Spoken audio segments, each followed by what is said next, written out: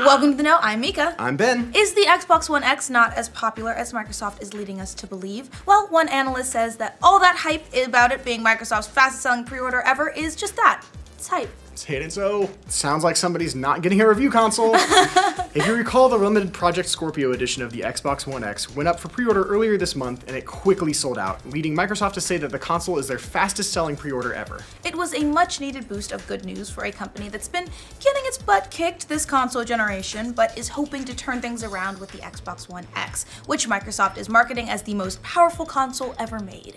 And according to those who have peeked inside the console, they're probably right on that one. But the big question remains, will it sell? Earlier this month, gamers got their first crack at the new console when Microsoft put a special Project Scorpio edition of the console up for pre-orders. And it quickly sold out, a fact that Microsoft immediately publicized, which makes sense. Sellouts are a clear indicator of demand, and we've seen with the Switch, and everyone wants their latest product to be the hot new thing. On the Xbox page, Microsoft gushed about the pre-order sellout, saying, "Within just a few days, we saw record-setting sellout times and are currently sold out in many countries around the world. You, our biggest fans, have pre-ordered more Xbox One X Project Scorpio Edition consoles in the first 5 days than any Xbox ever." Interesting. Although Microsoft didn't give any details on the sellout, which led some wondering exactly how many consoles did the Big M sell. And in a new video, analyst Michael Pachter says that while that claim of fastest selling pre-order ever might be technically true, it doesn't mean that Microsoft's actually sold a lot of consoles. In the latest episode of his Pachter Factor video series, the Pack Attack argues that the pre-order record, when it comes to Xboxes, was probably pretty low to begin with. He said the Xbox didn't have big pre-orders, the Xbox 360 maybe, but honestly, who was pre-ordering consoles back in 2005? So of course this is the most pre-ordered because they're much more organized and they're marketing to an install base of 30 million or 35 million Xbox Live Gold members. So of course they're heavily pre-ordered. Pachter tried to dig into the numbers a little to give some context on how many Xbox One X's have actually been pre-ordered. The Scorpio edition is the top-selling Xbox currently on Amazon.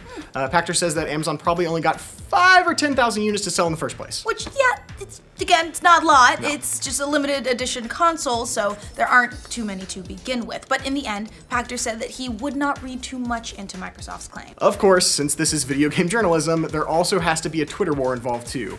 In his video, Pachter sparked a little controversy when he said, "Don't fall for the BS that comes out of WindowsCentral.com that tells you that this is the fastest pre-ordered console in Xbox history." That comment got a reply from Windows Central editor Kdin, who politely asked Pachter to clarify which article exactly was BS. Pachter apologized, saying that he wasn't blaming Windows Central reporting, just extrapolation by others about the pre-order numbers. This isn't the first time that Pachter has knocked the Xbox One X. It's safe to say that he's not a huge fan of its chances.